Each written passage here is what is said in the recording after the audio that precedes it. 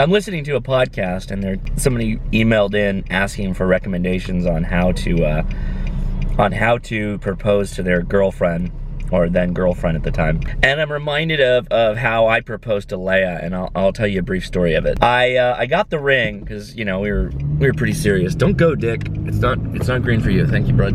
All right, we were dating for almost a year. It was kind of like what we promised to each other, is that, you know, a year, give or take, either we get married or we cut our ties and move on. At least that was Leia's thing. Leia's a pretty headstrong woman with serious plans, let me tell you.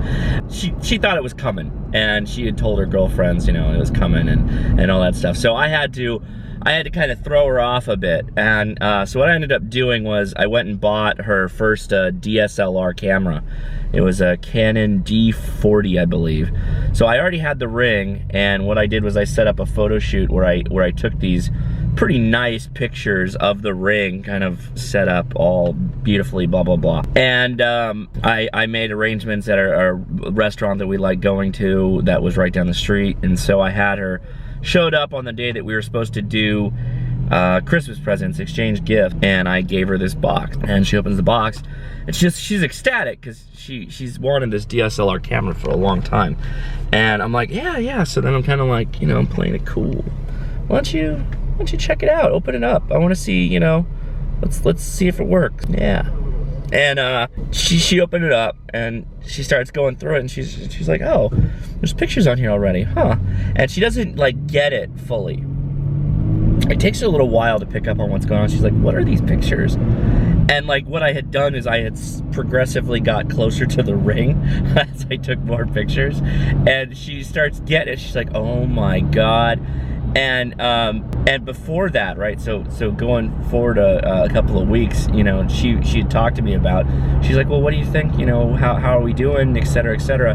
And you know, I told her, I'm like, I don't know, honey, you know, we've been fighting a lot recently, and you know, I don't know that I'm willing to deal with that for the rest of my life. So I was one, being a dick to her, and I was purposely being like obfuscating the whole process of proposing.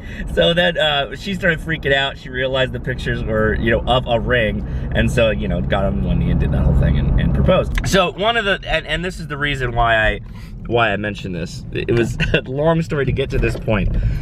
The ring I got for her, I bought it from a place called Robbins Brothers. It's a California thing, you know. Those of you in California know exactly what that is. Anyway, they come in these blue boxes, and when you open the box, there's an LED that turns on, and it like illuminates the diamond, and it sparkles, and it's, you know, it's glorious.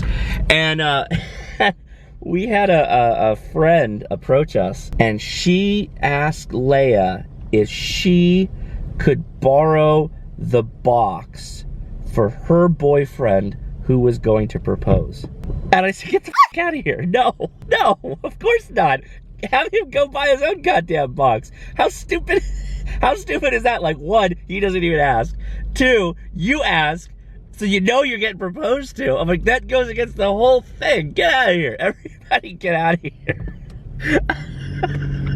I love that. I love thinking back about that, going like, no.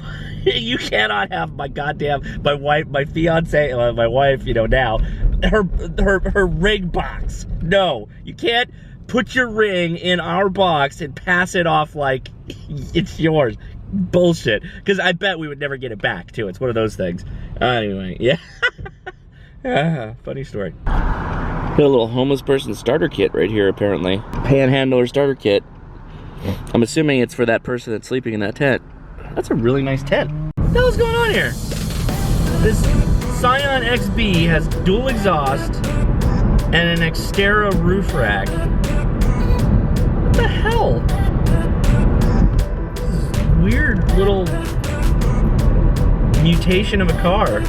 I have so much eggnog now. Okay, Amor E tacos. Loving tacos. This is where we're going. It's not even Taco Tuesday. We don't want to go on Taco Tuesday. Why are you making that noise? Because it's actually not that big of a discount on Taco Tuesday, and it's so crowded. That's true. Ben, are you? Do you think you're funny? Like he likes to freak scaring? out. Yeah, he likes to freak us out. He's sitting there wheezing, and then he starts laughing when we freak out. Don't do that, Ben. He's like, then turn my chair around. Little jerk. Turn my chair around so you can look at me. You can see me, so make sure I'm not choking. See the restaurant? Is that a restaurant? Yeah. You wanna go eat there? Yeah. Okay, let's go.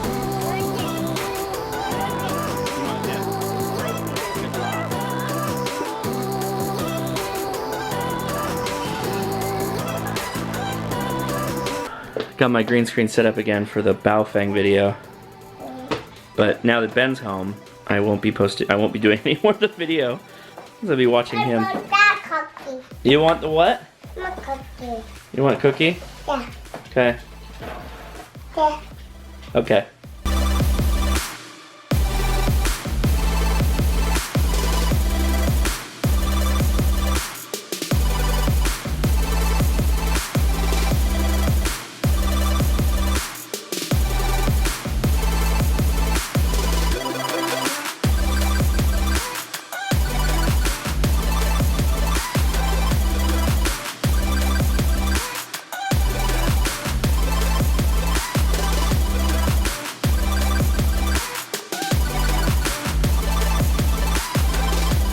Not a lot of vlog today because I'm working on the Baofeng video, and that's gonna be a very long video, guys. So brace yourself. You're in for a tutorial of epic magnitude.